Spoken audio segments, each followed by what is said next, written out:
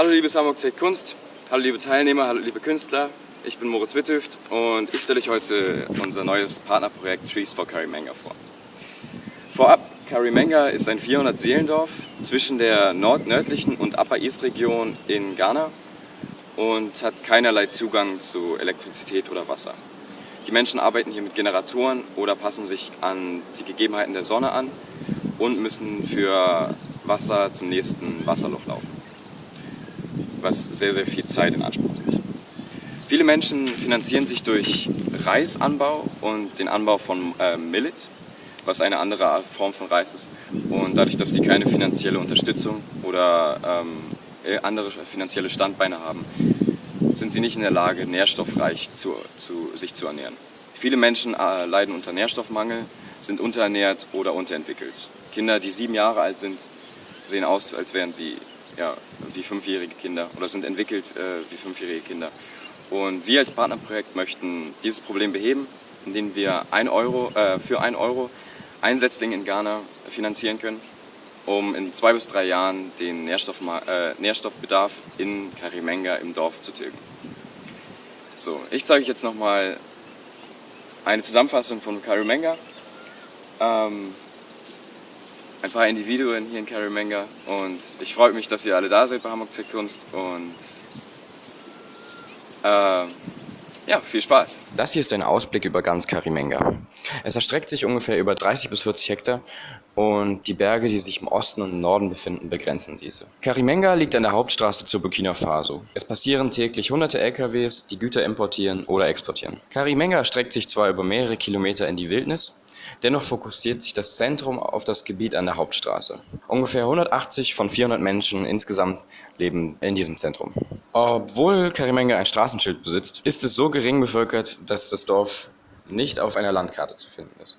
Das nächstgrößere Dorf heißt Palugu und ist aufgelistet. Die Holzpfeiler, die sich 10 Meter entfernt vom Straßenrand befinden, sind für den zukünftigen Elektrizitätszugang. Voraussichtlich werden 2020 die Stromleitungen befestigt und zum Ende des Jahres soll jeder im Center vom Dorf Elektrizität bekommen. Menschen, die nicht im Center leben, müssen wohl darauf verzichten. Wie bereits in der Einleitung erwähnt, sind 80% der Menschen in Karimanga Bauern. Hauptsächlich werden Mais, Tomaten, Zwiebeln und Scherbuterbäume angebaut.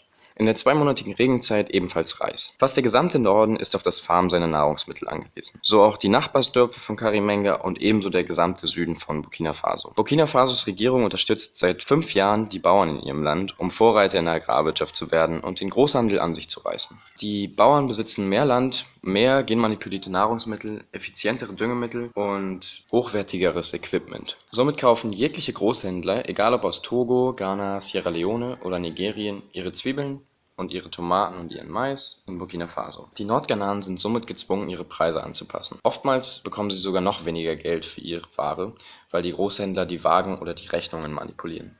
Für umgerechnet 20 Cent wird 1 Kilo Zwiebeln beispielsweise verkauft. Dennoch ist Burkina Faso kein Lieferant von Mangos, Bananen oder Redberries. Die Früchte, die unsere Bäume in 2 bis 3 Jahren suggerieren werden, können somit für gute Preise verkauft werden und den Menschen in Karimanga ein zweites finanzielles Standbein aufbauen.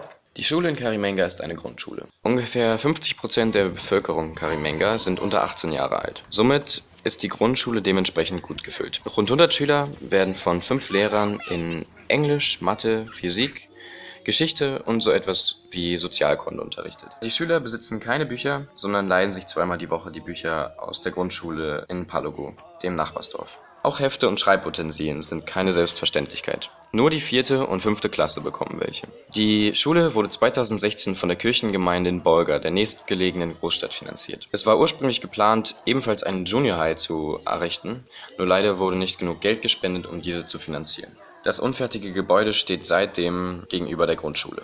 Ungefähr 30 Kinder in Karimanga gehen zur Junior High. Jeden Tag müssen sie 1,5 Stunden zur Schule hin und 1,5 Stunden zurücklaufen. Die Schüler der Highschool trifft es eigentlich noch schlimmer. Sie benötigen für Hin- und Rückweg ungefähr 4 Stunden am Tag. 1/6 ihres gesamten Tages, 20 Stunden die Woche. Ein weiteres Problem am Schulweg der Junior und der Senior High School Schüler ist die Gefahr, von einem Lastwagen oder Fernbus angefahren zu werden. 2017 verletzten sich 3 Schüler extrem stark, als ein Lastwagen durch eine Bodenschwelle sich querlegte und die Kinder vom Ladegut getroffen wurden. Dennoch überlebten alle 3 Kinder, aber mit der Gefahr zu leben, sich schwer zu verletzen auf seinem Schulweg, sollte keine Selbstverständlichkeit sein. Die Straße hat einen sehr, sehr schmalen Seitenstreifen, somit kann jeder vorbeifahrende Bus zum Risiko werden. Das hier ist die einzige Wasserpumpe, die im Dorf funktioniert.